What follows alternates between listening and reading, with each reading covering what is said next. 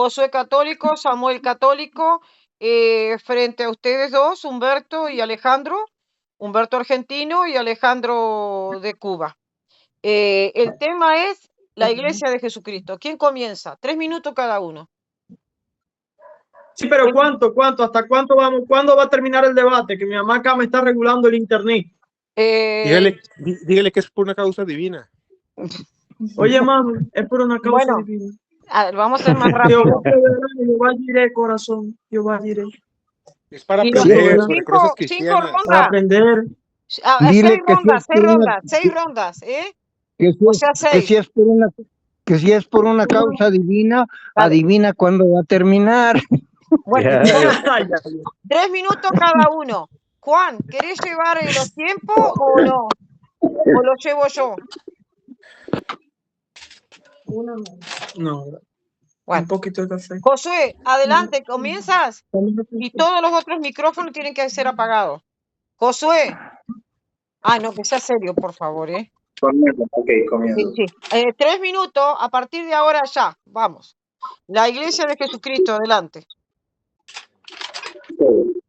Hay aproximadamente 1517 años de diferencia entre las denominaciones protestantes en general y entre la iglesia comparadas con la iglesia católica y ortodoxa, ¿verdad?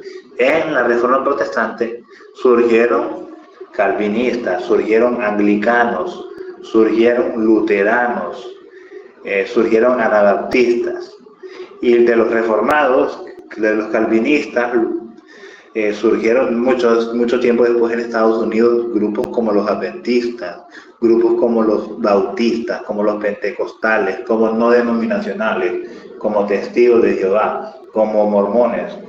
Creo que en este caso, dado que Humberto es un pentecostal trinitario, dado que Banier es pentecostal trinitario, creo que nos deberíamos de centrar más en las iglesias, a lo que llamamos nosotros evangélicos. Es decir, todas las iglesias que nacieron en los Estados Unidos, las denominaciones nacidas en los Estados Unidos. En eso me quiero centrar. Ellos, al ser una reinterpretación moderna, bíblica, que no tienen mucha similitud con el cristianismo preniceno, es decir, el cristianismo de los primeros 3 siglos. Así quiero iniciar. No sé qué tiene Banier al respecto de decir. Banier, tu turno, yo sé cedo el turno. Aleluya. Adelante. Primeramente hay que decir que el debate no es acerca de el tiempo de la iglesia o cuál denominación es más antigua que la otra. El debate no es acerca del tiempo ni la edad de la iglesia, sino de cuán doctrinalmente esté esa iglesia asemejada a la iglesia neotestamentaria. Esa es la primera premisa de la que yo voy a partir. El tema es cuán la iglesia católica o la iglesia evangélica, ¿cuál de las dos se acerca más doctrinalmente a la iglesia neotestamentaria? La segunda premisa: nosotros no hicimos nada bueno, nada nuevo. Primeramente, nosotros no fundamos otra iglesia, que eso se cree mucho por ahí. ¿No? Nosotros somos la iglesia de Dios, somos la misma iglesia de la misma iglesia católica, la misma iglesia que Jesús fundó allá en Pentecostés. Somos esa misma iglesia, pero lo que pasó con Lutero fue que Lutero quería reformar la iglesia. Nosotros no fundamos otra iglesia. La intención de los reformadores era reformar la iglesia. O sea, habían cosas, el motivo de la reforma era que habían mucha corrupción, había el Papa que era infalible y todo lo que el Papa decía era infalible, y empezaron a traer doctrinas nuevas y Lutero dijo, esto se está saliendo de control. Lutero dijo, esto se está saliendo de control, hay que hacer algo. Entonces él no hizo una interpretación nueva, él buscó la Biblia, él buscó las escrituras, buscó la tradición temprana de la iglesia y dijo, hasta aquí esto está bien, hasta aquí esto está mal. Y después fue que lo votaron, él no se salió, lo votaron, lo excomulgaron de la iglesia. católica, apostólica y romana, pero lo que nosotros hacemos no es una interpretación moderna. Lo que nosotros buscamos no es una interpretación moderna, sino asemejar la iglesia a ese primer siglo, a esa iglesia neotestamentaria. Ahora, la pregunta es, ¿tu iglesia, la iglesia católica, apostólica y romana, sigue la doctrina de los apóstoles? Porque entonces hay que comparar. Debemos comparar lo que hacía la iglesia católica apostólica, lo que hacía la iglesia católica antigua y lo que hace la iglesia católica apostólica y romana. Yo asumo la postura de que todos los protestantes son católicos porque todos son universales. Tiempo, Solamente somos católicos reformados. Adelante. tiempo. Samuel, y luego viene Humberto. Samuel, tu turno. Prenda el micrófono, Samuel. Adelante, 3 minutos. Ahora, adelante. ¿Por qué la Iglesia Católica Apostólica Romana es la única y verdadera iglesia de Jesucristo? Por la razón que Cristo mismo dice que un solo Señor, un solo Dios, un solo rebaño. Por ende, la lógica nos dice que una iglesia unánime, unida. ¿En qué? En los 3 pilares que lo definen: Sagradas Escrituras, tradición y magisterio vivo de la iglesia. En base a esto también, respondiendo con todo respeto a Alejandro, yo participo casi toda la semana en la iglesia. Llevo formación, Lumen Gentium, Sacrosanto Concilium, Apostólicas Citatem, documentos del Concilio Vaticano II, de cómo yo, como agente pastoral activo y como feligres católico, tengo que servir en la iglesia. Yo tengo que ser un católico penitente todos los días, desde que me levanto hasta que me duermo. ¿Por qué? Porque soy pecador. A pesar de que reconozco a Cristo como mi Señor, Redentor, Dios y Salvador, terriblemente me sigo equivocando, ¿no? Pero lo reconozco, ¿no? Y lo que yo aprendo en la iglesia es de que no me debo sentir superior a los demás en la parte emocional, porque pues si me llevo por las emociones, pierdo, ¿no? Entonces, todos los días escucho en la Santa Misa las Sagradas Escrituras, primera lectura, segunda lectura, los salmos, desde el cántico litúrgico en la entrada del sacerdote haciendo procesión a la cruz, las Sagradas Escrituras, el libro de las horas, ya sea en la mañana, en la tarde, mediodía, en la noche. Contemplamos, por eso, o sea, las Sagradas Escrituras las tenemos bien palpadísimas. Ya lo dice un santo de la iglesia y doctor de la iglesia, San Jerónimo de Estridón. Desconocer las Sagradas Escrituras es desconocer a Cristo.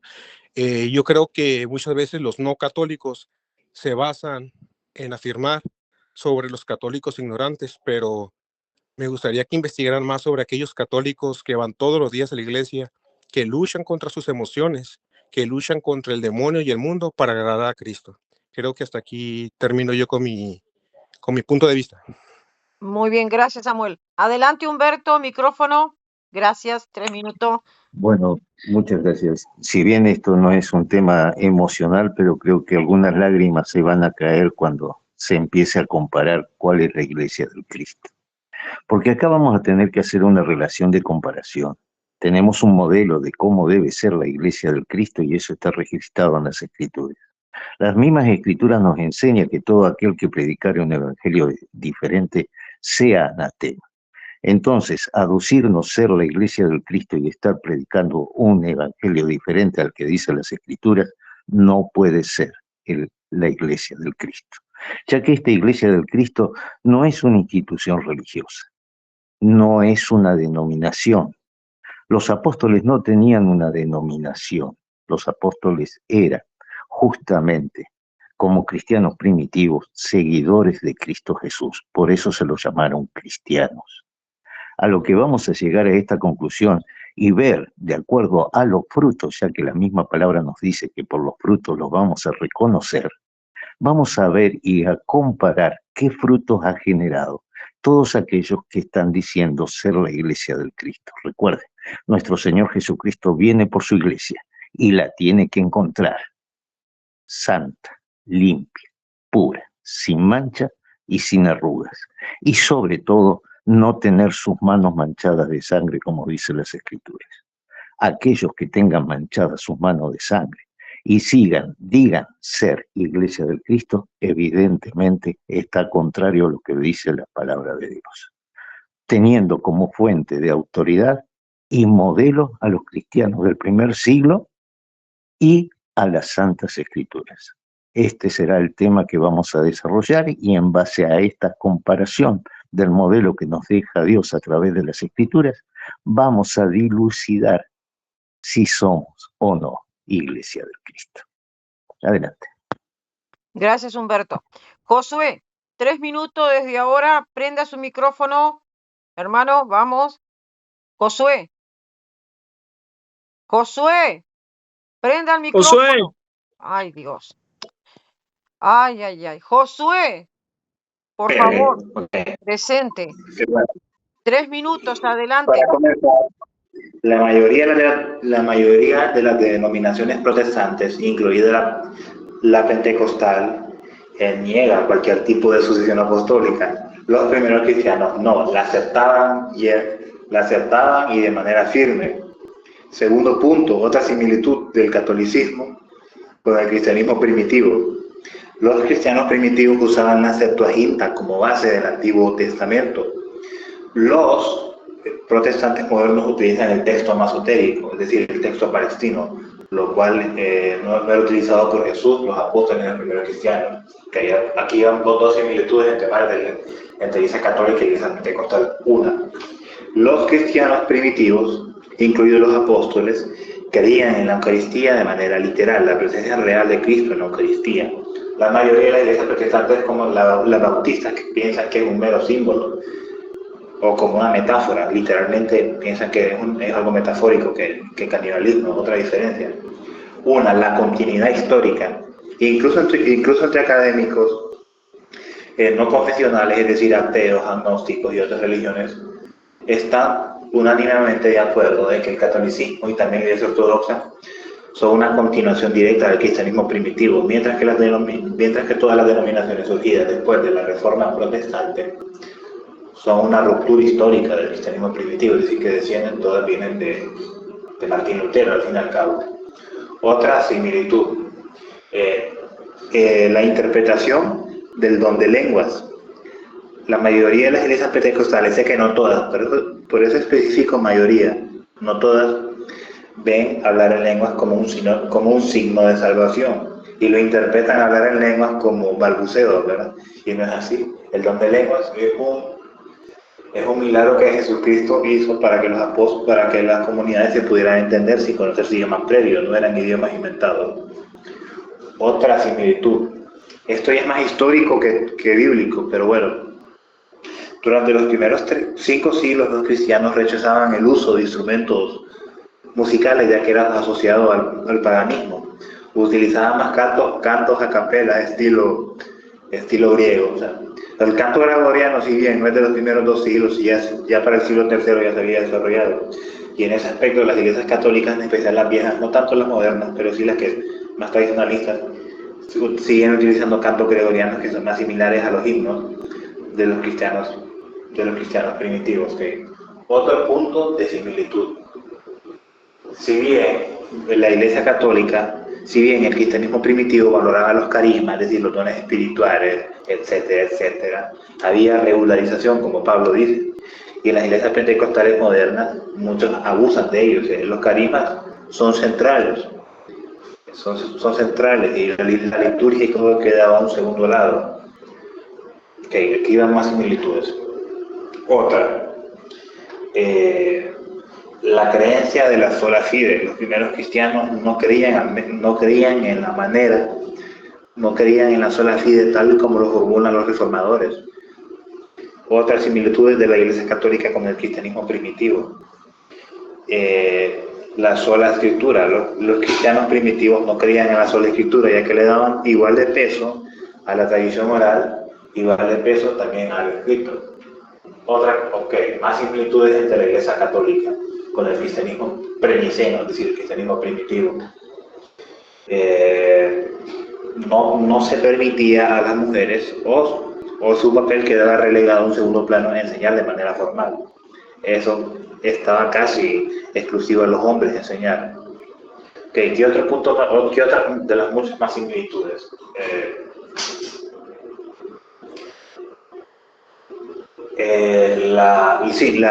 era muy comunitario. Muchas iglesias de corte evangélico consideran que la relación con Dios debe ser más personal, es decir, más directa. Sin embargo, los primeros cristianos oraban juntos. Siempre la conexión con Dios era comunitario. Y ese fue un hecho académico, ya entrando en la academia y no tanto en la fe. Otra similitud, la intercesión de mártires, santos y apóstoles. Los cristianos primitivos sí creían en la intercesión de los mártires, santos y apóstoles, aunque fue formulada después, los cristianos primitivos sí hacían inscripciones en las tumbas. Pedro intercede por Víctor, Pablo, oren por mi primo el pecador. O sea, sí creía una intercesión. Okay. Otra mayor similitud entre el cristianismo primitivo y la iglesia católica. El celibato, o sea, no, la castidad, mejor dicho, porque el celibato ya es una imposición medieval, eso hay que emitirlo. Sin embargo, sí era valorado en comunidades. Ya los padres del desierto en el siglo III valoraban a personas que se abstenían de relaciones sexuales y que se abstenían del mundo, huían al desierto. Eso está registrado en Egipto, eso lo dicen los padres del desierto. Okay. Creo que ya hablé mucho, ya cedo el puesto al siguiente turno. Tiempo.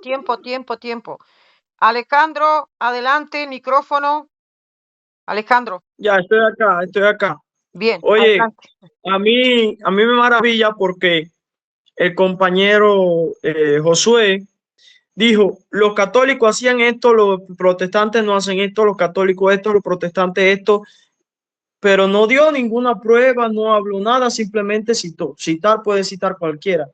Pero vamos a ver algunas cosas. Primeramente, te voy a dar la razón en muchas cosas. Por ejemplo, en los carismas, en los instrumentos. Estoy plenamente de acuerdo contigo de que necesitamos dejar de desmodernizar la iglesia. Ahora, hablaste de la continuidad histórica de la iglesia. No estamos hablando de la historia. Estamos hablando de cuán, porque iglesia es iglesia, conjunto de todos los creyentes debajo del cuerpo de Cristo. De todos los creyentes que tienen fe en Jesucristo. Iglesia es iglesia. No estamos hablando de que si la iglesia es más antigua, que si no. Estamos hablando de que si la iglesia, cumple doctrinalmente con lo que se dice. Y entonces tenemos lo que es la regla de Lering. ¿Qué es la regla de Lering? Que lo principal que debe definir una iglesia, las principales doctrinas que deben definir la iglesia, es lo que siempre se ha creído a lo largo del tiempo desde el inicio. Lo que siempre se ha creído desde el inicio es lo que debe reinar en la iglesia. Ahora, creo que es así la regla de Lering. Ahora, debemos irnos al inicio. ¿Y cuál es el inicio? No las tradiciones de los mártires, no esto, no lo otro, porque esas son cosas que se desarrollaron mucho después. Debemos irnos a la iglesia de Jerusalén, a la iglesia que nació en Pentecostés, la costumbre de lo que nació en Pentecostés. Hablaste de la Eucaristía. Josué, ya te he explicado muchas veces que nosotros creemos en la presencia real de Cristo en la Eucaristía, pero la vemos de manera espiritual. Nosotros creemos que nos estamos comiendo el cuerpo de Cristo. Nosotros creemos que nos estamos tomando la sangre de Cristo, que eso es cosa, primeramente, nosotros no comemos el pan y la sangre de Cristo. Ustedes no toman la sangre. Hace un tiempo para atrás, ustedes no tomaban la sangre, ustedes no tomaban la copa. Nosotros creemos que hay presencia de Cristo en los elementos, pero es una presencia espiritual. Ahora, hablaste de la sucesión apostólica. Primeramente, la sucesión apostólica no es una doctrina. La sucesión apostólica es una técnica de apologética. ¿Cómo te explico? Nosotros estamos de acuerdo con que los obispos, con que los maestros, con que los pastores son los sucesores de los profetas y de los apóstoles. Ahora,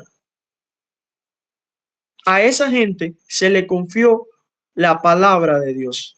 Se le confió la palabra de Dios y llegó un tiempo de que la palabra de Dios estaba surgiendo confrontación con las herejías.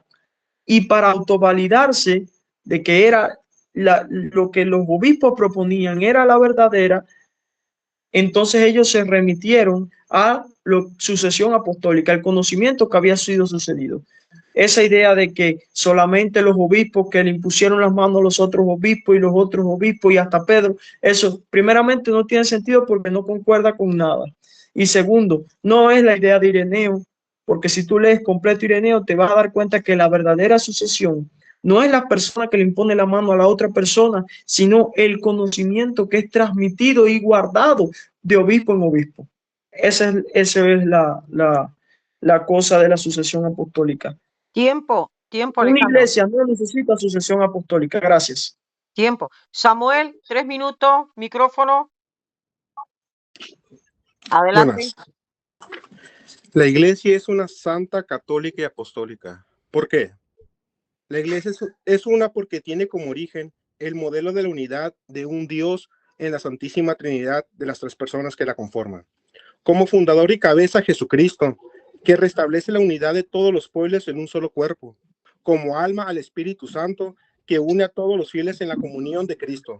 La iglesia tiene una sola fe, una sola vida sacramental, una única sucesión apostólica, una común esperanza y la misma caridad. ¿Dónde subsiste la única iglesia de Cristo? Es la que todos nos hacemos esa pregunta. ¿Dónde? La única iglesia de Cristo como sociedad constituida y organizada en el mundo, subsiste la iglesia católica, gobernada por el sucesor legítimo de San Pedro y por los obispos en comunión con él. Solo por medio de ella se puede obtener la plenitud de los medios de salvación, que son los sacramentos, puestos que el Señor ha confiado todos los bienes de la nueva alianza únicamente al colegio apostólico cuya la cabeza es Pedro. ¿En qué sentido entienden o entendemos que es santa? La iglesia es santa porque Dios mismo es santísimo, es su autor. Cristo se ha entregado a sí mismo por ella, para santificarla y hacerla santificante. Entregado a sí mismo por ella, el Espíritu Santo la vivifica con la caridad. En la iglesia se encuentra la plenitud de los medios de salvación, como dije, que son los sacramentos. La santidad es la vocación de cada uno de los miembros y el fin de toda su actividad. ¿Qué significa la afirmación fuera de la iglesia no hay salvación? Extra ecclesia nulla salus. La afirmación fuera de la iglesia no hay salvación significa que toda salvación viene de Cristo, cabeza, por medio de la iglesia, que es su cuerpo. Por lo tanto, no puede salvarse quienes, conociendo la iglesia como fundada por Cristo y necesaria para la salvación, no entran y no perseveran en ella. Al mismo tiempo, gracias a Cristo y a su iglesia, pueden alcanzar la salvación eterna todos aquellos que sin culpa alguna ignoran el evangelio de Cristo y su iglesia, pero buscan sinceramente a Dios y bajo el influjo de la gracia se esfuerzan en cumplir su voluntad conocida mediante el dictamen de la conciencia. Eso es lo que habla sobre aquellos que desconocen. Bueno, si vivieras en medio de África y no tienes tecnología y no sabes nada de Cristo, pues son los que tal vez se podrían salvar de los que no conocen a Cristo y sobre todo a la iglesia. ¿Por qué la iglesia es la única encargada en anunciar el evangelio por todo el mundo? La iglesia debe anunciar el evangelio a todo el mundo porque Cristo ha ordenado: id pues y haced discípulos a todas las gentes, bautizándolas en el nombre del Padre, del Hijo y del Espíritu Santo. Este mandato misionero del Señor tiene su fuente en el amor eterno de Dios que ha enviado a su Hijo y a su Espíritu, porque quiere que todos los hombres se salven y lleguen al conocimiento de la verdad. ¿De qué modo la iglesia es misionera? La iglesia es misionera porque, guiada por el Espíritu Santo, continúa a lo largo de los siglos la misión del mismo Cristo. Por tanto, los cristianos deben anunciar a todos la buena noticia traída por Jesucristo, siguiendo su camino y dispuestos incluso a sacrificar su vida a sí mismos hasta el martirio. ¿Por qué la iglesia es apostólica? La iglesia es apostólica por su origen, ya que fue construida sobre el fundamento de los apóstoles, por su enseñanza, que es la misma de los apóstoles, por su estructura en cuanto instruida, santificada y gobernada hasta la vuelta de Cristo por los apóstoles, gracias a sus sucesores. Samuel, tiempo. Gracias, Samuel. Humberto, micrófono prendido, adelante. 3 minutos, gracias. Bueno, gracias. Sí, de decir que tienen algo y que los hace Iglesia del Cristo no es solo decirlo, hay que probarlo. Y para poder probar lo que se está diciendo tendríamos que considerar lo que dicen las Escrituras. Por ejemplo, aquellos que son Iglesia del Cristo saben y entienden lo que Cristo nos dice claramente en la palabra de Dios, en 2 de Pedro capítulo 1, versículo 19 al 21, que dice que tenemos también la palabra profética más segura, a la cual hacéis bien en estar atentos, como una antorcha que alumbra en el lugar oscuro, hasta que el día esclarezca y el lucero de la mañana salga en vuestros corazones. Entendiendo, y esto es lo que hay que entender, entendiendo primero esto, que ninguna profecía de las Escrituras, no de la tradición, no de la historia, sino de la Escritura, es de interpretación privada. Nosotros, aquellos que somos verdaderamente Iglesia del Cristo, tenemos esta referencia como para darnos cuenta que la verdad, como bien nos dicen las Escrituras, es la suma de la palabra, es la verdad. Entonces vamos a poner 5 ítems. Tener las Escrituras como fuente segura de revelación de Dios. Recordemos que cuando Cristo dijo justamente a Pedro que sobre la roca, esta roca edificaría su iglesia, se refirió justamente porque Pedro había recibido la revelación de Dios. Esto no se lo reveló nadie, sino se lo reveló Dios. Y allí es donde justamente aplica este texto que acabo de leer. Entonces vamos a tener, primero, la revelación tiene que proceder de Dios. ¿Dónde tenemos la revelación más segura? El texto nos dice que es a través de las Escrituras. Segundo punto, como premisa, vamos a tener que darnos cuenta que la Iglesia del Cristo no debe agregar ni quitar nada a lo que está escrito. Esto es fundamental. Todos aquellos que empiecen a agregar o quitar cosas de lo que es las Escrituras no pueden ser Iglesia del Cristo. Como tercera premisa, hay que enseñar a observar lo que Cristo mandó enseñar a observar. No hay otra cosa de enseñanza. ¿Dónde encontramos las enseñanzas que Cristo mandó a observar? En la Santa Escritura, no en una tradición, no en una historia y no en un magisterio, sino lo que Cristo mandó a enseñar. Mientras que la fe católica tiene que enseñar lo que su magisterio les dice que tienen que enseñar. Nosotros los cristianos enseñamos lo que Cristo mandó a enseñar. Y como segunda premisa, o como para terminar estas premisas que vamos a tener que tener en cuenta en todo este desarrollo, las Escrituras me siguen diciendo que la suma de la palabra es la verdad.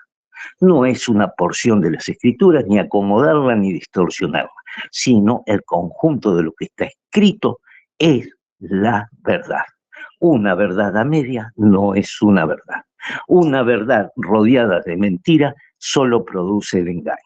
Esto es justamente lo que hizo Satanás con Eva cuando enredó verdades y metió mentiras. Entonces, en la medida de lo que cada uno va enseñando dentro de sus denominaciones, si se aparta de lo que Cristo enseñó, no es Iglesia del Cristo. Si no tienen en cuenta que la revelación más segura la encuentran en las Escrituras, mis estimados, no pueden ser Iglesia del Cristo. Si enseñan otras cosas que Cristo no enseñó a observar, no es Iglesia del Cristo, porque debemos tomar como modelo justamente a los cristianos del primer siglo, no del segundo, no del tercero, ni del cuarto, sino del primer siglo. Tiempo, Porque Humberto. en años... Bien. Gracias. Josué, micrófono. Josué. Ay, Dios. Ándate, Josué. Adelante, 3 minutos. Humberto habla sobre el primer siglo, no el segundo y tercero. Bueno, los tres son considerados como cristianismo primitivo, pero sigamos sus propias reglas del primer siglo. En el siglo primero no existía la Biblia tal y como la conocíamos. Por ejemplo, tenían la Septuaginta como base del Antiguo Testamento y cada comunidad tenía un evangelio suelto. Algunas tenían el evangelio de Juan, algunas tenían el de Marcos, algunas tenían el de Lucas, y también lo mismo con las cartas de Pablo. Algunas comunidades tenían la primera carta de Tesalonicenses, algunas tenían la carta, algunas tenían la de los Corintios.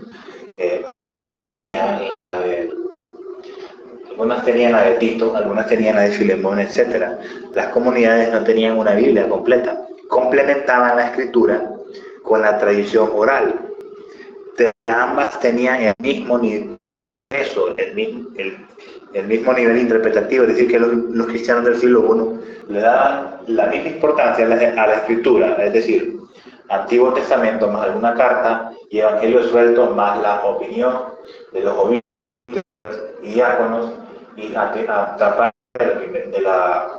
de la tradición oral. Porque los judíos en esa época, recordemos que los cristianos, por ejemplo, más o menos hasta el año 70, pero en su mayoría judíos. Y los judíos le dan gran peso a la tradición oral.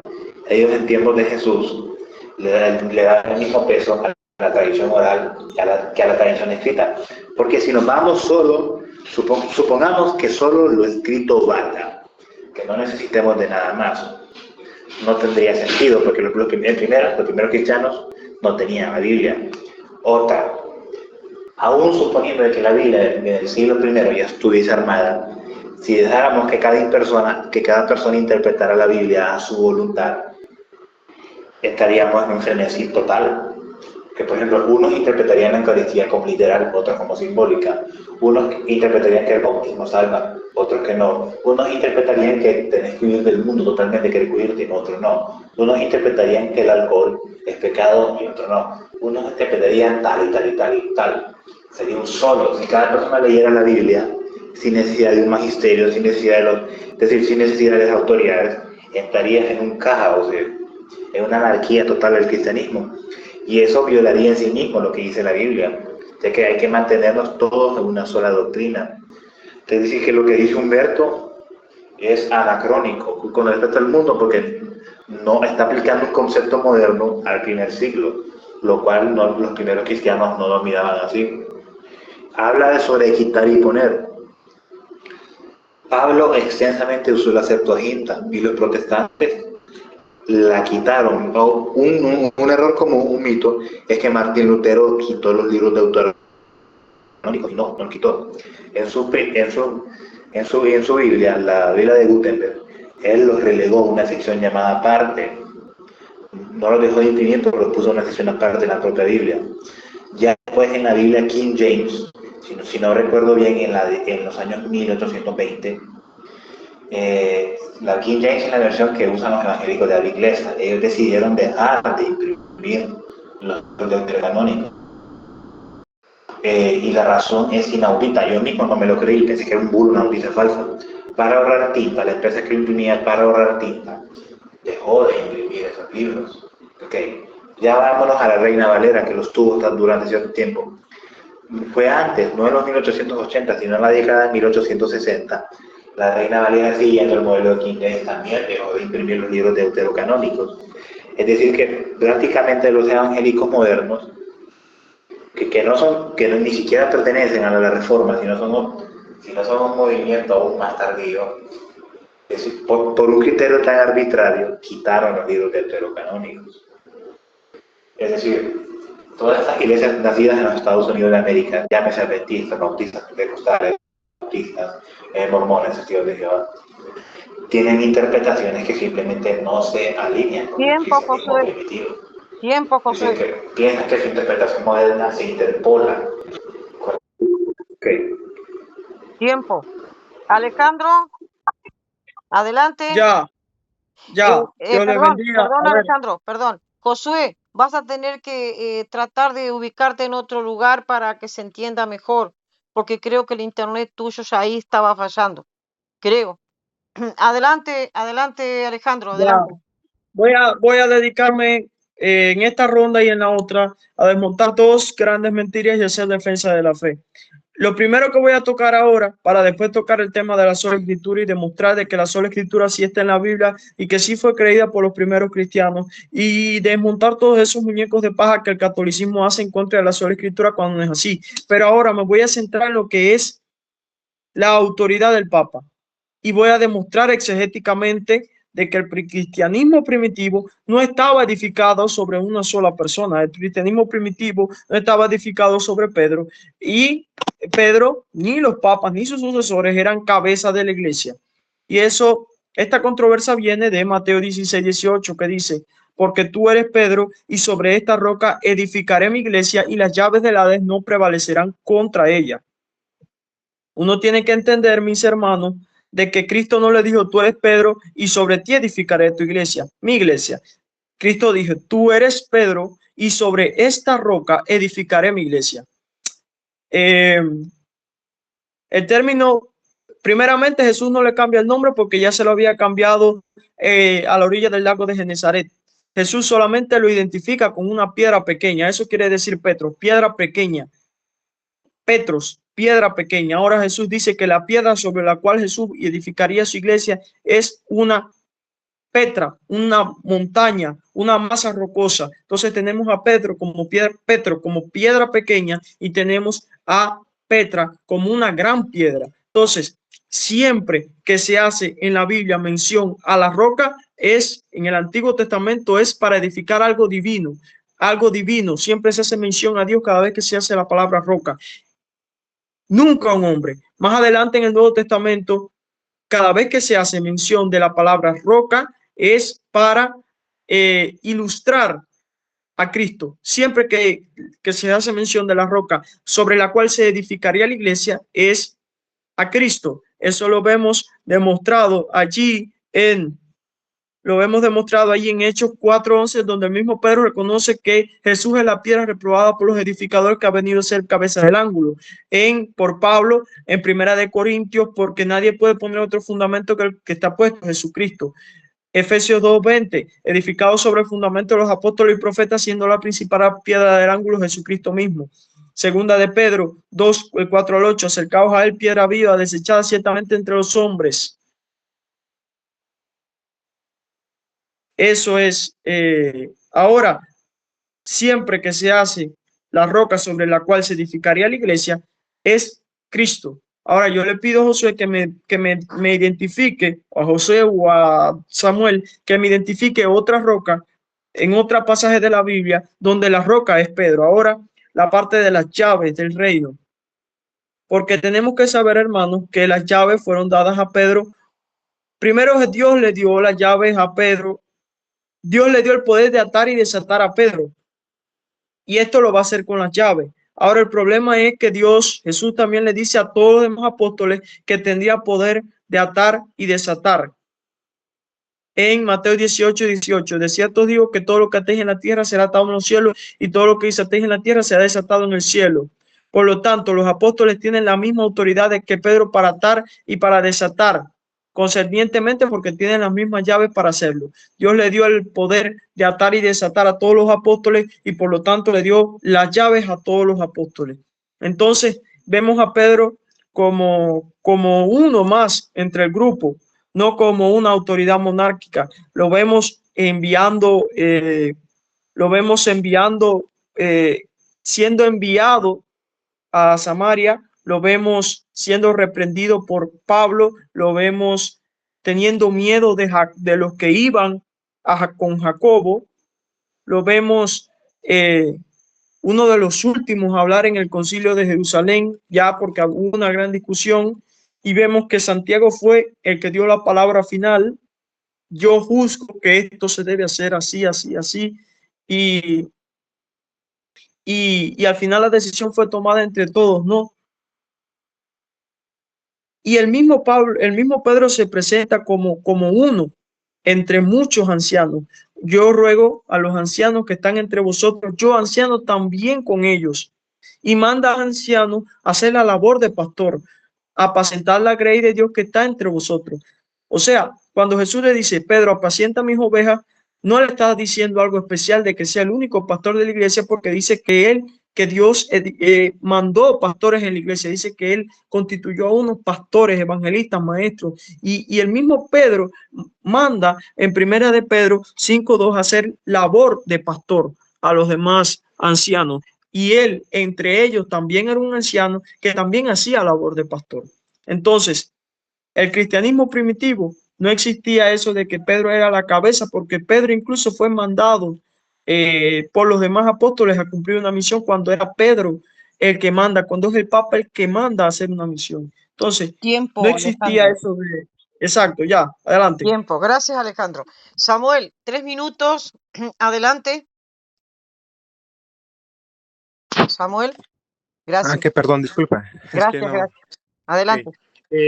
Yo voy a responder a la premisa que se hizo sobre la tradición, que es uno de los pilares de la iglesia. Para otra oportunidad te respondo, Alejandro. ¿Qué es la revelación? Lo saco de mis apuntes. La revelación es la manifestación de Dios y de su voluntad acerca de nuestra acción. Viene de la palabra revelar, que quiere decir quitar velo, redescubrir. ¿Cuántos tipos de revelaciones hay? Hay dos, la revelación natural y la revelación sobrenatural o divina. ¿Cómo se realiza la revelación natural? La revelación natural se realiza mediante las cosas creadas, como lo dice en Romanos 1, 19, 20. Todo aquello que podemos conocer de Dios debería ser claro para ellos. Dios mismo se lo manifestó, pues, si bien Él no lo podemos ver, lo contemplamos, por lo menos a través de sus obras, puesto que Él hizo el mundo y por ellas entendemos que Él es eterno y poderoso, y que es Dios. ¿Cómo realizó la revelación sobrenatural o divina? La revelación sobrenatural o divina se realizó mediante los antiguos profetas y de una manera perfecta y definitivamente mediante Cristo mismo, el Hijo de Dios.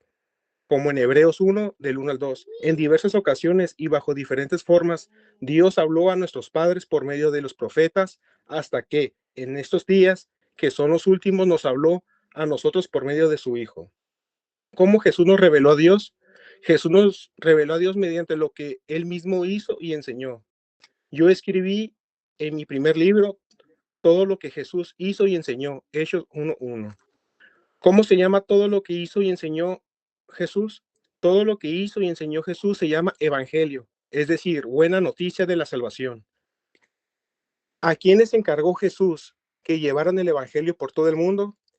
Para llevar el evangelio por todo el mundo, Jesús encargó solamente a los apóstoles y a sus sucesores legítimos como pastores de la iglesia que él fundó personalmente, como en Mateo 28, 18, 20.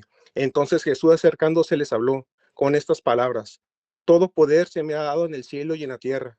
Por eso, vayan y hagan que todos los pueblos sean mis discípulos, bautícelos en el nombre del Padre, y del Hijo, y del Espíritu Santo, y enséñeles a cumplir todo lo que yo les he encomendado.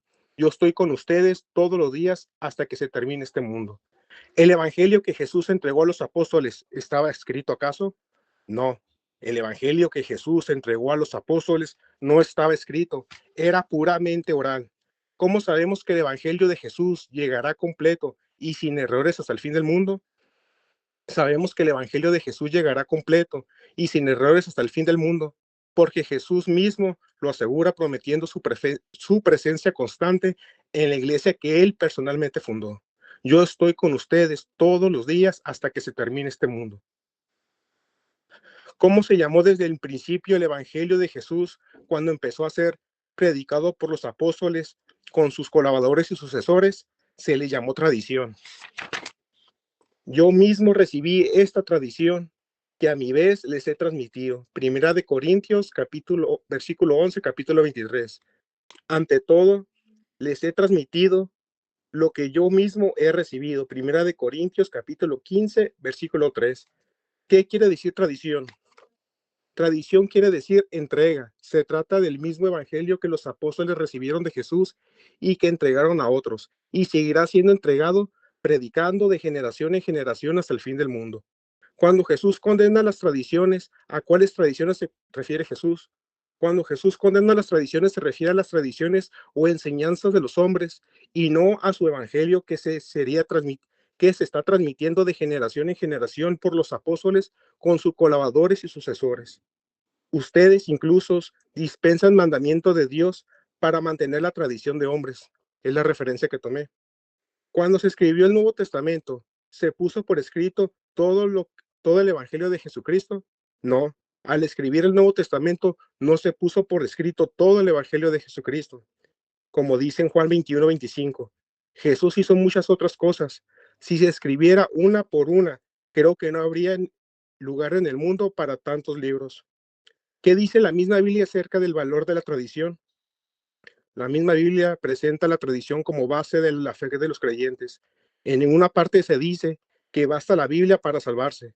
Como puede verse, la doctrina luterana de la sola escritura no es Biblia.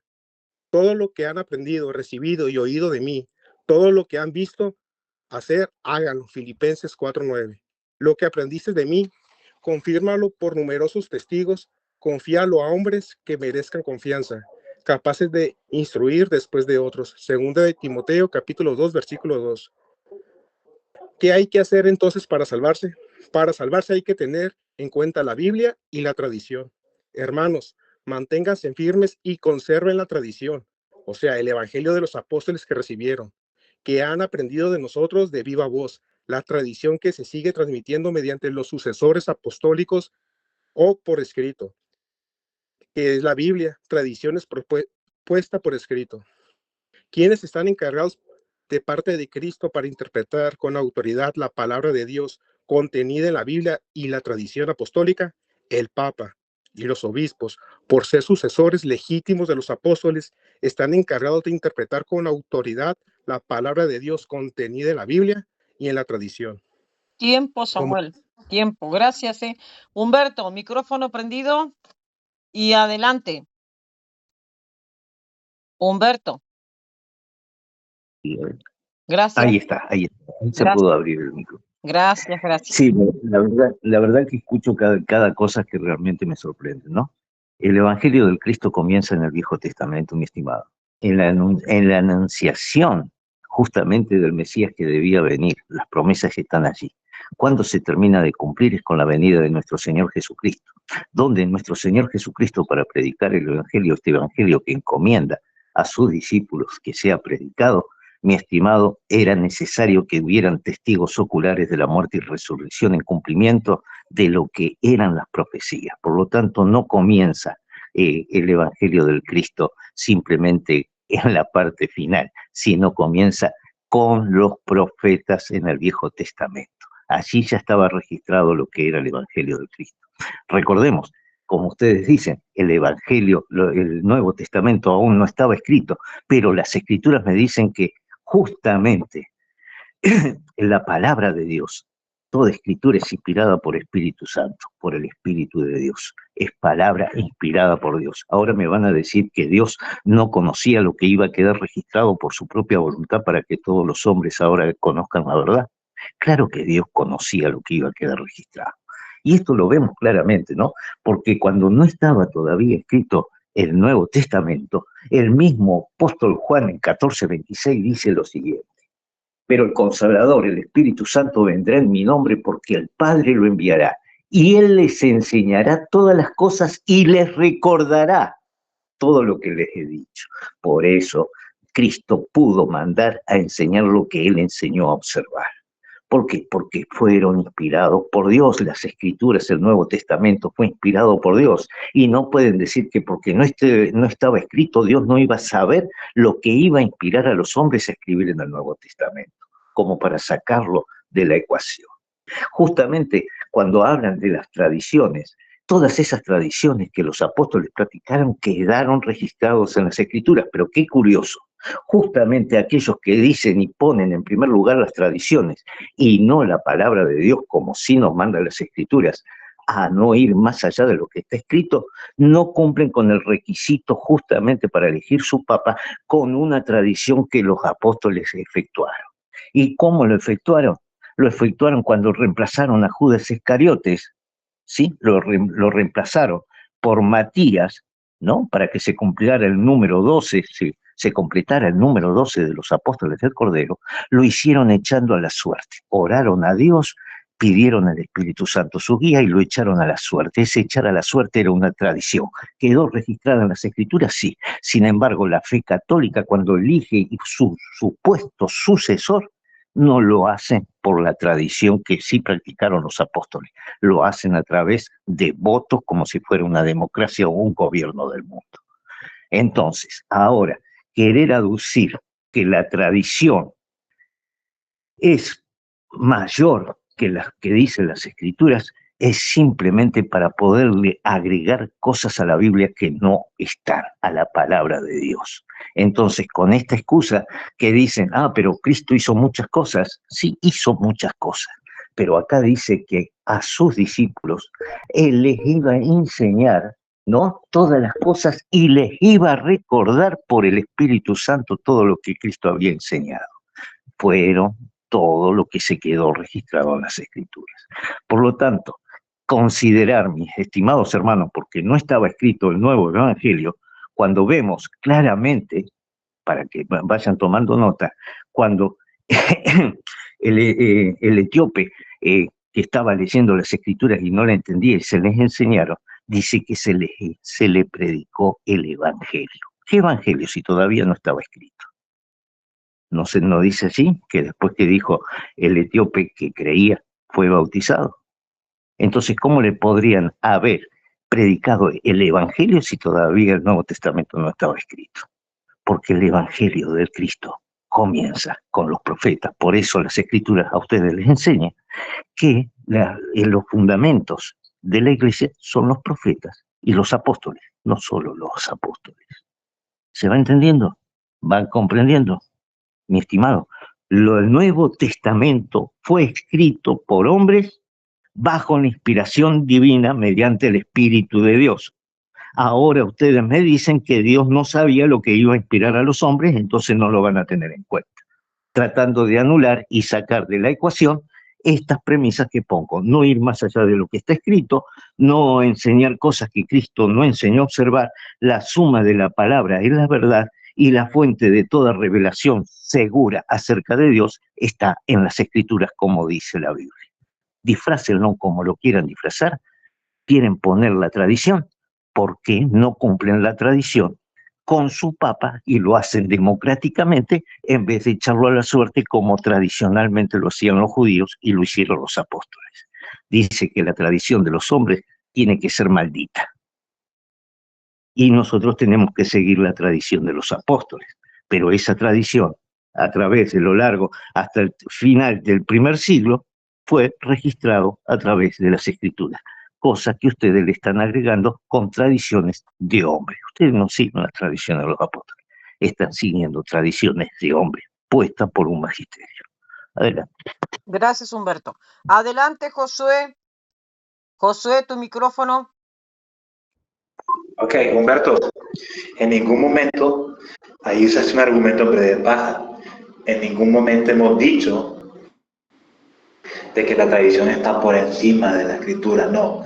Los católicos, los ortodoxos y los primeros cristianos pensamos que la tradición y la escritura están, exacto, en el mismo nivel. Y eso no es una opinión de nosotros, sino es la opinión de la academia. Ok, adelantémonos a los concilios de Hipona y a los concilios de Cartago, cuando se decidió el canon bíblico. Podría decir, no, entonces la Biblia fue decidida, entonces un grupo de hombres decidió al azar qué libros entraban en la Biblia por votos, no fue al azar. Ellos estaban bajo la guía del Espíritu Santo. El Papa Damaso I, bajo la guía del Espíritu Santo, y también usando traductores, también usando filósofos, usando teólogos, analizaron todos los textos que circulaban en las comunidades cristianas y decidieron qué libros eran inspirados y cuáles no. Y ellos formaron lo que nosotros ya conocemos como Biblia. El Papa San Damaso I, en el Concilio de Hipona y de Cartago, confirmó y canonizó lo que llamamos Biblia. La iglesia discernió qué libros eran inspirados y cuáles no. Por ejemplo, incluso varios libros que hoy consideramos apócrifos eran muy usados en esa primitiva. Por ejemplo, el Pastor de Hermas, en las cartas de Clemente, y el más polémico, el Evangelio de Tomás y el protoevangelio de Pedro, que es muy gráfico, eran bastante usados en la iglesia primitiva. Sin embargo, los concilios de Hipona y de Cartago decidieron no usarlos, decidieron no incluirlos en el Nuevo Testamento. Incluso la Didache, que da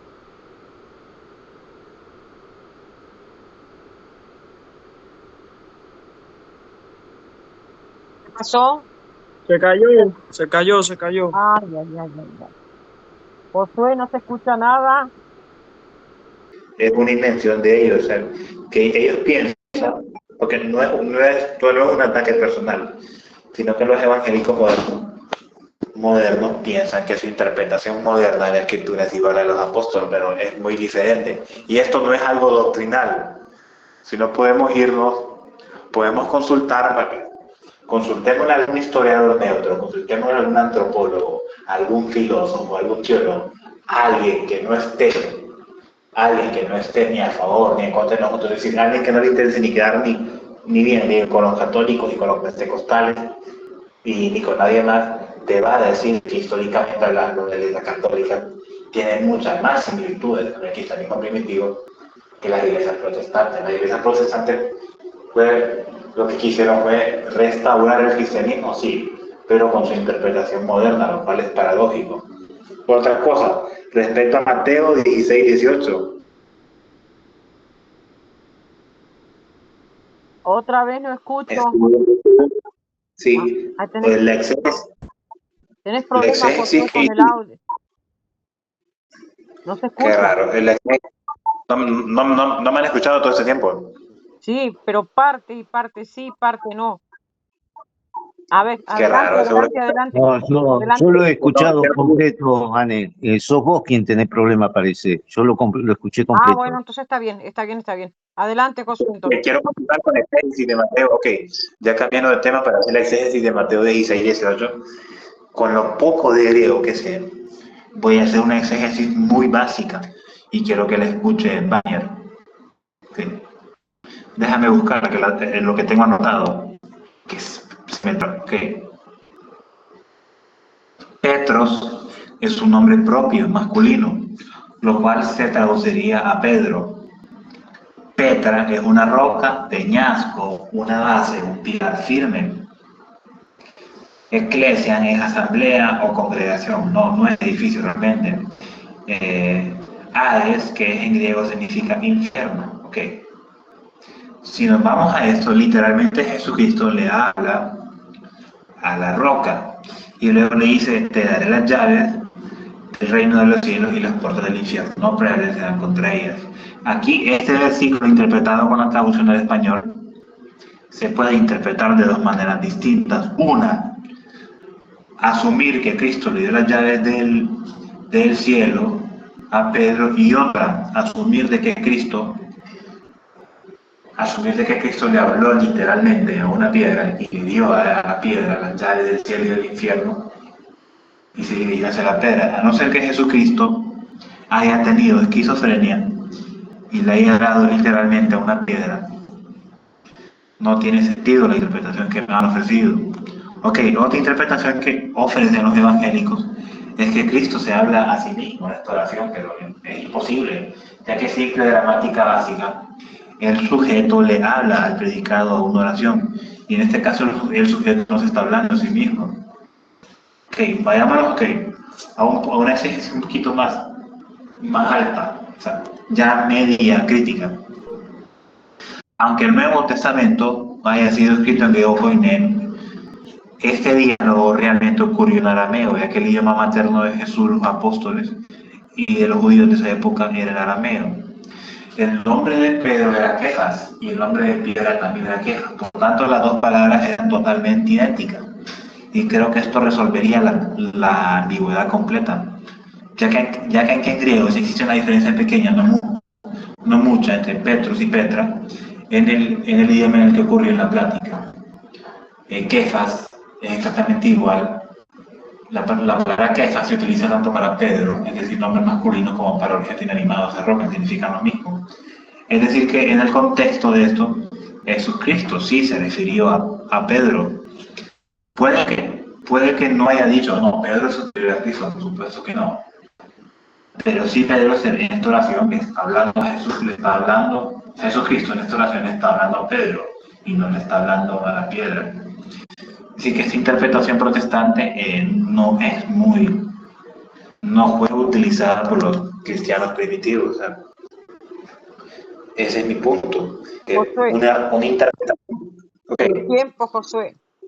Ok, Alejandro, ya. gracias, Josué. Alejandro, adelante, adelante. Ya, primeramente Jesús hablaba griego y hablaba hebreo también, pero el registro fue hecho en griego y la diferencia está: Petros, que es una piedra pequeña, y Petra, que es una gran roca. Jesús no se estaba hablando a sí mismo, ni es un loco ni nada de eso, sino que Jesús siempre habla de sí en tercera persona. ¿Quiénes dicen que es el Hijo del Hombre? ¿Quiénes dicen que es el Hijo del Hombre? Siempre en todo ese pasaje se habla en tercera persona, lo cual no lo voy a analizar por falta de tiempo. Hay una diferencia. Jesús le dice: tú eres una piedra pequeña, pero yo voy a edificar mi iglesia sobre esta gran roca. Eso es lo que Jesús le está diciendo. Tú eres una piedra pequeña, lo estaba calificando, no le estaba cambiando de nombre. Tú eres una piedra pequeña, tu nombre significa piedra pequeña, pero yo sobre esta gran roca edificaré mi iglesia. Ahora, le dije a Josué: dame otro texto de la Biblia donde se cite que la piedra sobre la cual se edifica la iglesia es Pedro. Hay muchos textos que hablan acerca de que la roca sobre la cual se edifica la iglesia es. Hay muchos textos que hablan sobre la piedra sobre la cual se edifica la iglesia y no es Pedro, sino es Jesús. La piedra sobre la cual se edifica la iglesia es Jesús. Y si no, pruébame lo contrario con otras partes de la Biblia, porque necesitas más de un texto para poder hacer una doctrina. Pero bueno, lo otro es el tema de las llaves. Jesús no le dio solamente las llaves a Pedro. Jesús le dio el poder de atar y desatar a Pedro, y atar y desatar lo va a hacer con las llaves. Y si Jesús le da el poder de atar y desatar a todos los apóstoles, es porque las llaves, concernientemente las llaves, también se las dio a todos los apóstoles y no solamente a Pedro. Que él solamente haya mencionado que se las dio a Pedro en un momento específico ya es otra cosa, pero tanto Pedro como los demás apóstoles tienen el poder de atar y desatar, y todos tienen las llaves. No ninguno, todos no pueden tener el poder de atar y desatar, y solamente uno tener el instrumento para hacerlo. Ahora te pregunto, dame otro texto de la Biblia donde diga que la roca sobre la cual se edifica la iglesia es Pedro y no es Cristo, porque yo tengo varios acá. El mismo Pedro dice varias veces: la roca no soy yo, la roca es Cristo. Ahora, con respecto, voy a empezar a hacer unas preguntas para adentrarnos en el tema, porque creo que nos hemos salido del tema. Y tampoco puedes identificar a Pedro como un papa. Tampoco puedes identificar a Pedro como un papa de ninguna manera, pero bueno, si puedes identificarlo como papa y lo que hace el papa hoy, ya eso tendrás que demostrarlo. Pero bueno, quiero hacer algunas preguntas acá para ver si la iglesia católica es tan parecida con la iglesia evangélica. Y la primera pregunta es: ¿cuándo Pedro habló en cátedra? Josué, no puedes de ninguna manera evitar esto, porque tú mismo dijiste que Pedro nunca habló en cátedra, y eso quedó grabado en un video pasado. ¿Cuándo se le negó la copa al pueblo? ¿Cuándo Pedro habló en cátedra? ¿Cuándo se le negó la copa al pueblo? ¿Cuándo se bautizaron bebés por aspersión? Dentro de la Biblia, dentro de la iglesia del Nuevo Testamento, que es la primera iglesia, las primeras comunidades cristianas del primer siglo, los primeros 30 años de la iglesia. Según las reglas de Lerin, eso es lo que debe ser creído, lo que creían esa gente. Cuando Pablo habló en cátedra, Pedro habló en cátedra, cuando se le negó la copa al pueblo, cuando se bautizaron bebés por aspersión, ustedes le niegan la copa al pueblo, cuando se les rindió honor a las imágenes, cuando se le cobraron misas por los muertos, cuando hubo un gobierno monárquico y cuando se le prohibió a los obispos casarse. Te lo repito: cuando Pedro habló en cátedra, cuando se le negó la copa al pueblo, cuando se bautizaron bebés por aspersión, cuando se les rindió honor y culto a las imágenes, cuando se le cobraron misas por los muertos y cuando hubo un gobierno monárquico, cuando se prohibió a los obispos casarse. Ahora voy a tocar el tema de la sola escritura. Sola escritura es que la escritura es la única autoridad infalible que tiene la iglesia. Y eso se basa en Primera de Timoteo 3:16, que dice: toda la escritura es inspirada por Dios. Ese término inspirada, ese término inspirada es teopnusto, que quiere decir palabra que sale de la boca de Dios. Lo que los apóstoles estaban escribiendo y los profetas habían escrito eran teognusto, eran las palabras de Dios, y como Dios es un Dios infalible, las palabras de él, la escritura es un Dios infalible. Ciertamente no se niega la tradición, pero la única autoridad infalible es la escritura. Si pueden la tradición y el magisterio probarlo como infalible, y cómo llega a ser infalible la tradición y el magisterio, entonces acá está. Ahora, las tradiciones que tienen ustedes los católicos, ustedes tienen que probar que son apostólicas, no simplemente decir nosotros tenemos la tradición apostólica. Ustedes tienen que negar que todas estas cosas que no aparecen en la Biblia es tradición apostólica. ¿Cómo lo van a demostrar? No sé, pero tienen que negar que todas esas tradiciones son tradiciones apostólicas, porque vemos dogmas incluso nuevos como la Asunción de María. Entonces, ustedes tienen que probar que todo lo que ustedes han añadido, a lo que ustedes creen, además de la Biblia, como tradición, es verdaderamente traducción que fue sucedida a los apóstoles, no interpretaciones modernas como lo es la Asunción de María. Adelante. Tiempo, gracias. Samuel, adelante. Luego sigue Humberto. Samuel, adelante. Ok, yo comienzo con, ¿en dónde reside la multiforme sabiduría de Dios? ¿En la Biblia o en la iglesia? San Pablo, Saulo de Tarso, como le gusten llamar, dice que en la iglesia. Analicemos esto con la razón iluminada con la fe y no con las emociones, porque aquel hombre que opina en base a sus emociones no está en la verdad. Ese es estoicismo básico. Estoicismo básico, y hablo de estoicismo porque Pablo era estoico. Tiene sentido porque miramos el concilio de Nicea, cuando se convoca a todas las primeras iglesias primitivas y milenarias para que proporcionen los libros santos que tenían. Y entonces uno se pregunta, ¿con qué autoridad la iglesia supo segregar los más de 200 evangelios que se expusieron en el concilio de Nicea y nada más escogieron 4? Unos van a decir, no, que la Muratari, pero al fin de cuentas están hablando de sacerdotes católicos, de obispos católicos. Al fin de cuentas, en el 382 fue la misma iglesia quien definió el canon del Nuevo Testamento. ¿Y esto por qué? Por tradición, por lo que tradicionalmente y oralmente se transmitió desde Jesucristo, los apóstoles, hasta sus legítimos sucesores.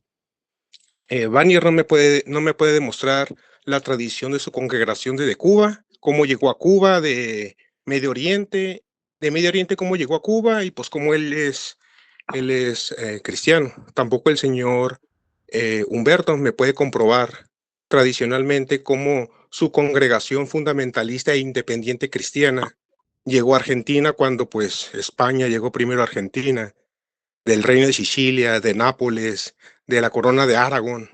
No entiendo en qué siglo, o antes de que llegara a España ya estaba ahí el Señor escondido en los montes, esa congregación cristiana. Pero bueno, pruebas, ojalá por antropología, historia, pues no existe, ¿verdad? Pero bueno, en base a la lógica, la tradición nos dice que la multiforme sabiduría de Dios reside en la iglesia, porque fue la iglesia la que definió el Nuevo Testamento. Ella tenía toda la autoridad, no los judíos. Los judíos perdieron esa autoridad cuando negaron a Cristo. Cuando ellos definieron la Tanaj, casi 100 años después de Cristo, lo definieron en hebreo por lo mismo, para que los primeros cristianos no lo usaran. Por eso los primeros cristianos usaron la Septuaginta de Alejandría, que se definió 200 años antes de Cristo aproximadamente, que estaba en griego, que era la lengua común del pueblo, de todo el Mediterráneo y del Imperio Romano. Ahora, el afirmar que las tradiciones no importan, ¿por qué defiendo la tradición? Porque son los 3 pilares fundamentales de la iglesia: tradición, sagradas escrituras y magisterio. Las 3 se ilustran recíprocamente, pues tienen su origen en Dios. Yo nunca dije que la tradición estaba por encima de la iglesia, sino que es la tradición, que gracias a la tradición apostólica, la tradición transmitida de generación en generación oralmente, se formó la Biblia. Cuando se empieza a predicar el etíope sobre el evangelio no significa que cargaba una Biblia. El evangelio se predicaba oralmente. Ahora, ¿por qué? En aquel tiempo, fíjese más, en los tiempos del virreinato de La Plata, el virreinato de la Nueva España, ¿qué tan difícil era imprimir un libro por las imprentas? Fíjese, en el siglo XVI, ¿qué tan difícil era? Ahora ustedes me dicen que cualquiera en el siglo I tenía Biblia en la mano cargando. En el siglo II, cualquiera tenía Biblia cargando. O sea, eso no era un trabajo de andar transcribiendo la Biblia, algo de un día para otro. Incluso los monjes benedictinos en el siglo IV, V, para poder traducir una pequeña hoja, era de toda una vida. Y muchos se imaginan que traducir una Biblia de un día para otro, para andar repartiendo en el siglo I, era algo como común y corriente. Pues creo que no están pensando en base al sentido común, ¿verdad? Igual lo respeto, no. Es que tomé café, es que tengo sueño, disculpen. Pero no tiene nada de sentido el decir que la tradición la tenemos que hacer a un lado, cuando gracias a la tradición, ustedes tienen Biblia, yo tengo Biblia, todos tenemos Biblia. Y fue la misma tradición la que le puso los capítulos y los versículos en toda la Biblia. La pedagogía católica, la pedagogía que ustedes usan de capítulos y versículos, es una pedagogía 100% católica, gracias a la tradición apostólica. Y en Bien, base a bueno, tiempo. Humberto, y luego de Humberto hacemos la última ronda para terminar este encuentro entre cuál es la iglesia verdadera de Jesucristo. Humberto, 3 minutos, adelante. Bien, acá estamos escuchando algunas excusas, ¿no? Primero se decía que todavía no estaba escrito el Evangelio, sin embargo se notó claramente porque las Escrituras dicen que al eunuco se le predicó el Evangelio. Luego se dice aquí que no se utilizaban las Escrituras, sin embargo a los de Bereas, cuando se le predicó el Evangelio, los apóstoles fueron a predicarle acerca del Cristo, ellos escudriñaron las Escrituras y fueron encomiados de gran manera, más que los demás. ¿Por qué? Porque ellos tuvieron la diligencia de escudriñar las Escrituras. Como se estableció aquí, la palabra de Dios, el Nuevo Testamento, fue inspirado por Dios. Y Dios sabía perfectamente qué es lo que iba a inspirar a cada hombre y lo que se iba a escribir.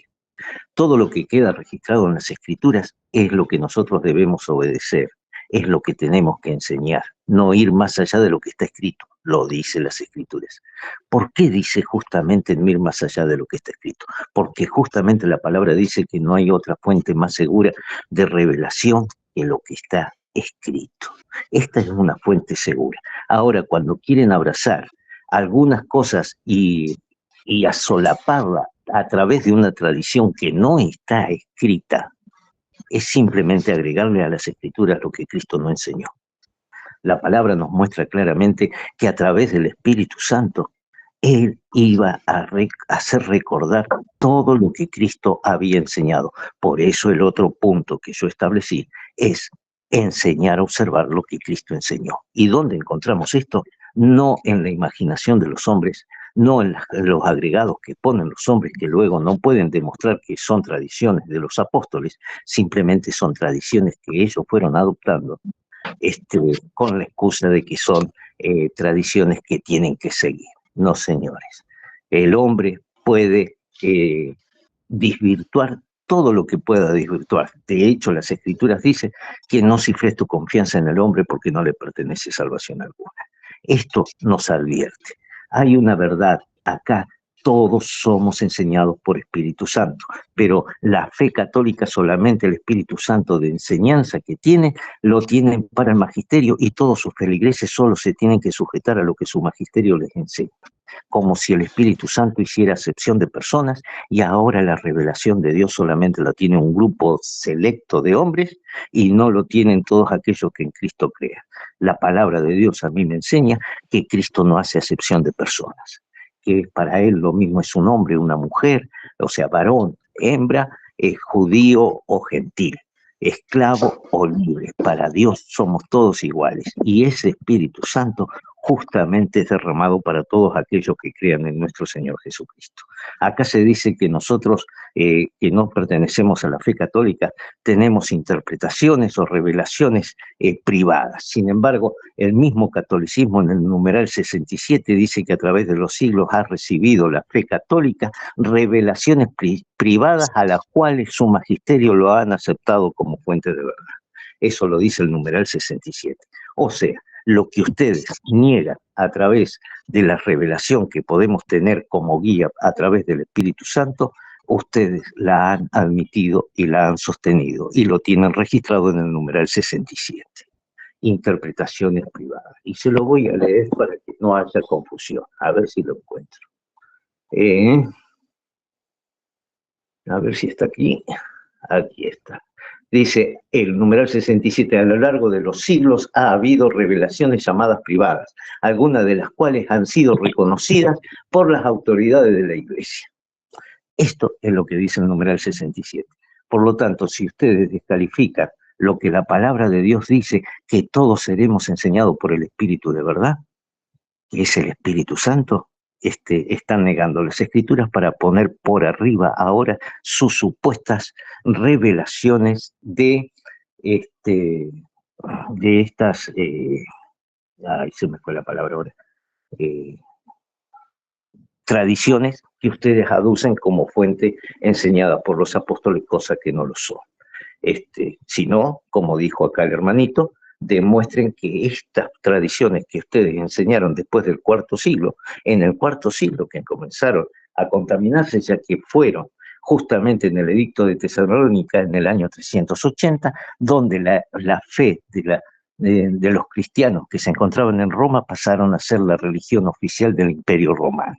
Allí por nombre se les puso cristianos católicos. Por lo tanto, ya dejen de mentir que católico simplemente significa universal, cuando en el edicto de Tesalónica se los nombra por nombre, cristiano, católico, ya no en el sentido universal, sino en el sentido de nombre, como la religión oficial del Imperio Romano en aquellos años. Humberto, gracias. Ahora pregunto, con esto termino, sí. Ahora pregunto desde cuándo la Iglesia del Cristo va a pertenecer como religión oficial a un imperio, justamente como el romano.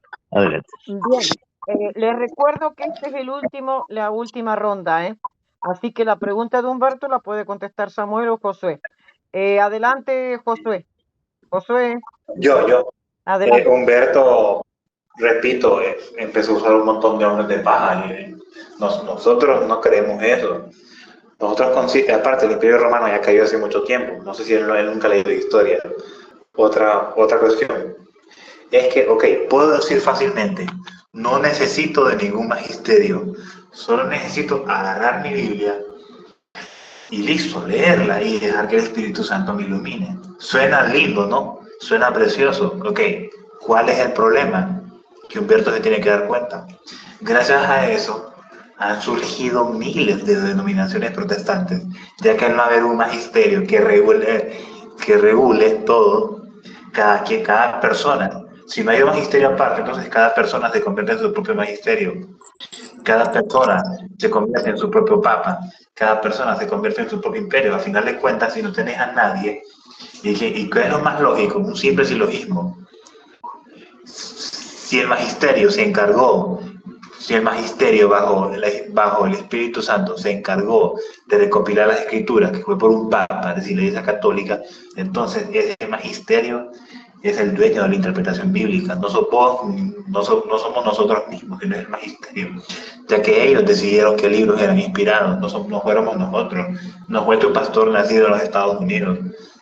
No pensemos con nuestras emociones, porque por ejemplo, la mayoría de los pentecostales modernos y muchos evangélicos caerían dentro de la herejía antigua llamada montanismo, porque ellos ya se empezaban a autonombrar, ya empezaban a interpretar los textos por ellos mismos. Es decir, que suena lindo lo que dice Humberto, pero en la práctica no, termina contradiciendo la propia Biblia. Otra cosa, no sé si Samuel sabe de matemáticas, yo soy malísimo, ¿verdad? Pero utilicé un promedio ponderado, ¿verdad? Y me da que el catolicismo tiene un 85% de similitud con el cristianismo primitivo, y ese 15% fueron cambios orgánicos, ¿verdad? Mientras que la iglesia pentecostal solo tiene un 35% de similitud con el cristianismo primitivo, usando el mismo promedio ponderado. Quiero que tú, Samuel, des tu opinión, ya que tú eres ingeniero mecánico y sabes mucho de matemáticas. Quiero que tú hables. Samuel, hables tú.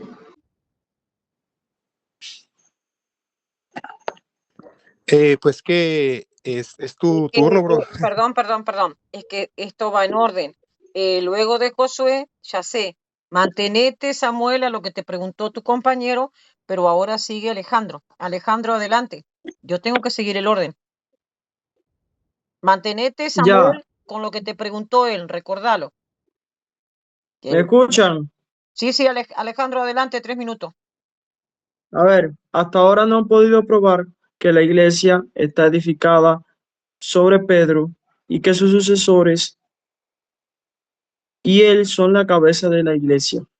Tampoco han podido probar que la tradición es infalible y tampoco demostrar de que es tradición apostólica, de que Pedro hablarles cátedra, de negarle la copa al pueblo, de bautizar bebés por absorción, de rendirle honor a las imágenes, de cobrar misas a los muertos, de un gobierno monárquico, prohibir casarse a los obispos. Ninguna de esas. Ustedes no han podido demostrar que ninguna de esas cosas que practica su iglesia son una tradición enseñada de boca en boca por los apóstoles. No han podido demostrar que eso son tradición enseñada de boca en boca por los apóstoles. No lo han podido demostrar.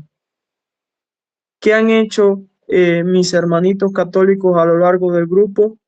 Salirse del tema y ir a ridiculizar la sola escritura con múltiples muñecos de paja. Si quieren debatir de la sola escritura, mañana podemos hacerlo bien a fondo, pero el tema era cuál era la iglesia verdadera. Ahora, la mayoría de todo lo que hacen los evangélicos lo hacían en el siglo I, ya que la intención de Martín Lutero no era llevar la iglesia, era llevar la iglesia de tanta corrupción y modernismo a la originalidad de la iglesia del siglo I según las reglas de ley. Y esto es visto de muchas maneras, por ejemplo, en un episcopado colegiado, un gobierno colegiado y no un episcopado monárquico, en que la cabeza es Cristo, la roca es Cristo, en que diferentes maneras, ¿sabe?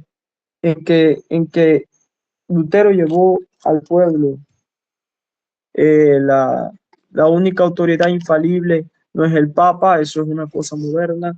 La única autoridad infalible es la Escritura.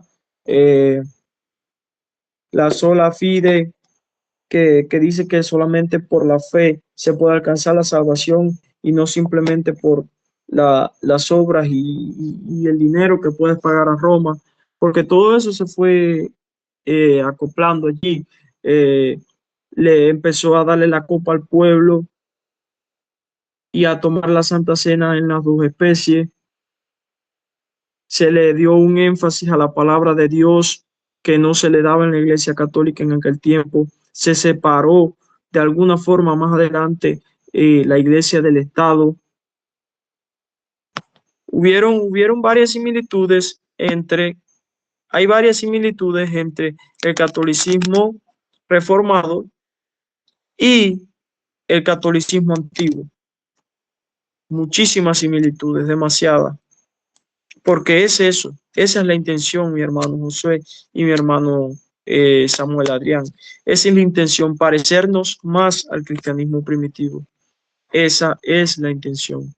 No sé de dónde sacan esas estadísticas, pero la intención es esa, no sé, porque tú lees la Biblia, cualquier persona que lee la Biblia y va a una iglesia evangélica, se topa con algo muy parecido. Ahora, tú coges la Biblia y vas con la Biblia a una iglesia católica, una parroquia católica, y ves todas esas cosas y tú dices, por Dios, ¿y dónde está eso en la Biblia? No está en la Biblia esto, no se parece a esto. La misma lógica, no sé de dónde sacaron que el cristianismo primitivo, no sé de dónde lo sacaron, pero bueno, el tema es ese.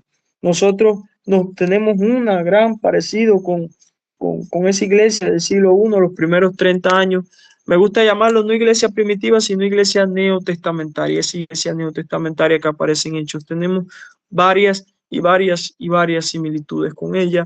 Y ustedes lo que tienen son una cantidad de tradiciones que no practicaba esa iglesia católica antigua, y que no pueden demostrar, no han podido demostrar hasta ahora de que esas tradiciones son legado de los apóstoles.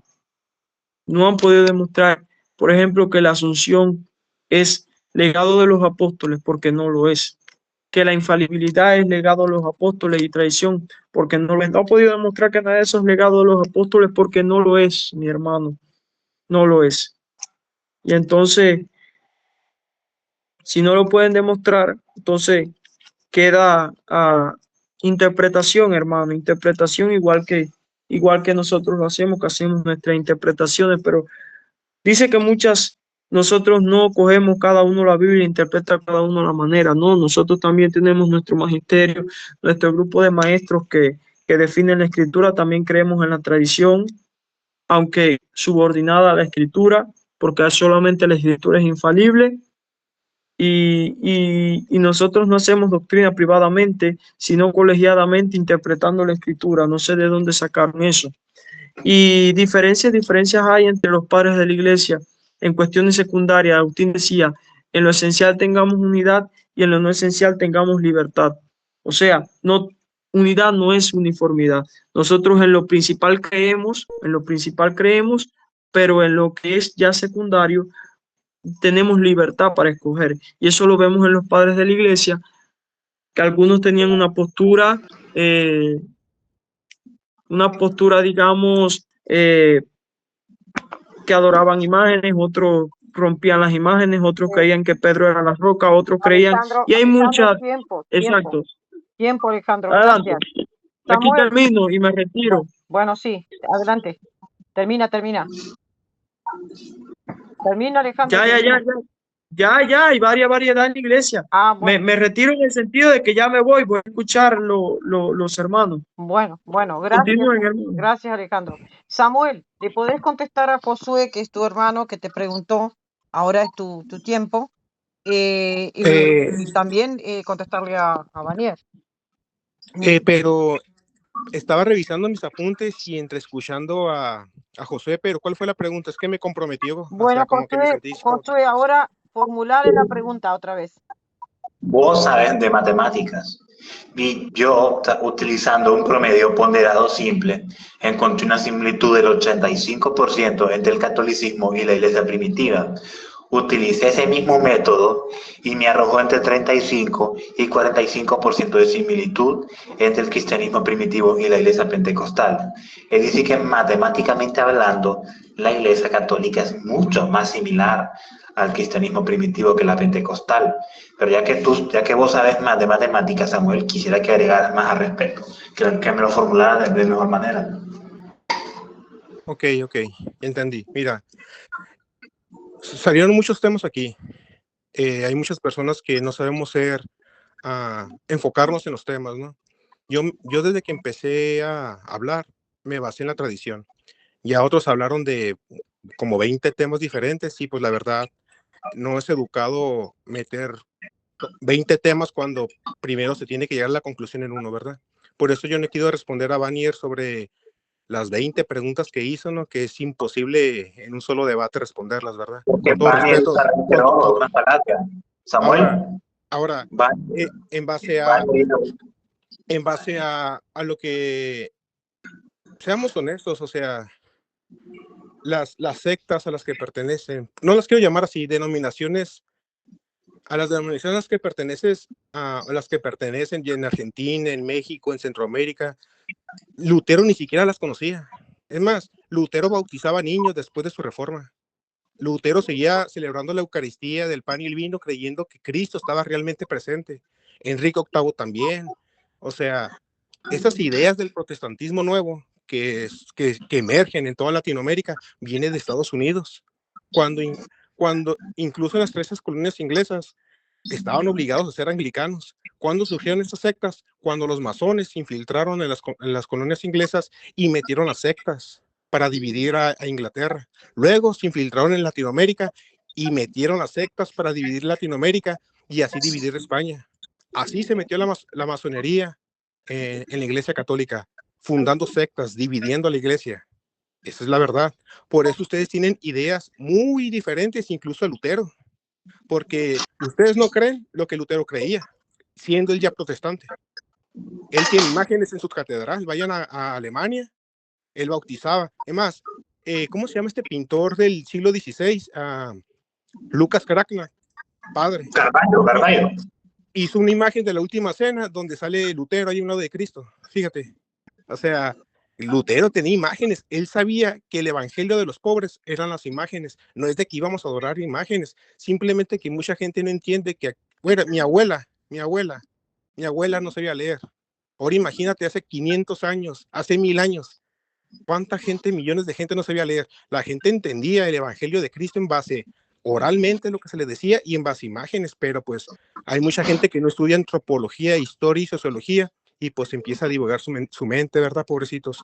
Pero decir que la tradición esté en contra de las Sagradas Escrituras es mentira, porque los apóstoles predicaban oralmente. Lo vuelvo a decir, los monjes benedictinos, para poder traducir un capítulo de la Biblia, era un trabajo de toda una vida. Ahora me dicen, como el señor Humberto, que los apóstoles cargaban una Biblia. Cuando los apóstoles hablan de las Sagradas Escrituras, se refieren a la Septuaginta de Alejandría, no se refieren al Nuevo Testamento. Y cuando ellos decían, predicaban el Evangelio, se refiere al Evangelio oralmente. Y cuando dicen Sagradas Escrituras en el Antiguo Testamento, no es la Tanaj, es la Septuaginta de Alejandría, porque estaba en griego koiné. Era la lengua de Alejandro Magno cuando derrocó al imperio aqueménida de los persas, Darío III. Ahora, por eso les digo, hay que opinar en base a la razón y no a nuestras emociones. Yo estoy opinando en base como si fuera ateo. Y como si fuera ateo, yo así voy a partir de una cosmovisión, ¿cómo se dice? Conspiranoica. El Imperio Romano inventó el cristianismo y de ahí nació el cristianismo y nació la Iglesia Católica y las sectas surgieron ya después. Así, porque yo tengo amigos ateos y todos tienen la misma afirmación. La iglesia más antigua es la católica, que nació por los emperadores y de ahí nació el cristianismo y todas las sectas que nacieron después vienen de Estados Unidos. En una visión conspiranoica, así es. Cualquier ateo dice lo mismo. Por eso los ateos y los gobiernos, los gays, movimientos LGTB, nada más atacan una iglesia. No atacan a la iglesia de Alejandro, con todo respeto, ni del señor Humberto allá en Argentina, ni a los mormones, ni los adventistas, no atacan a nadie de ellos, nada más atacan a una iglesia. Los musulmanes nada más atacaban a una iglesia, la única que existía, la católica apostólica romana, porque cuando Muhammad Fakir II derribó las murallas de Constantinopla, no se encontró a protestantes ahí. Cuando Salahadino derrocó el imperio de Balduino IV el leproso, y entró a Jerusalén, no encontró en Jerusalén, en el Medio Oriente, a protestantes ni pastores, encontró a puros católicos. Es la realidad de la historia. Les guste o no les guste, es la verdad. Ustedes niegan esto porque sus sectas nacieron por una infiltración masónica en Inglaterra y en España, para derrocar imperios, para derrocar, los virreinatos de la Nueva España, que eran católicas. Por eso la masonería odia tanto a España, porque España fue la que más propagó el cristianismo en todo el mundo. Y todavía ahí, pobrecita, la España se la están fregando los masones. Y está más para allá que para acá España ahorita. Pero esa es la verdad de las cosas. O sea, si se ponen en modo ateo y vayan a una biblioteca pública laica y estudien con ateos, y se van a dar cuenta que ellos nada más van a atacar una iglesia, y es la católica. Les guste o no les guste, es la verdad. Yo por eso no me salí de la iglesia, porque yo con mis amigos que son ateos, yo les empecé a hacer estas preguntas, y ellos siempre atacando la iglesia católica, y yo les decía de mormones, y ellos, era un cero a la izquierda para ellos, esas sectas independientes, fundamentalistas, recientemente fundadas, incluso que ni siquiera estaban registradas en Hacienda.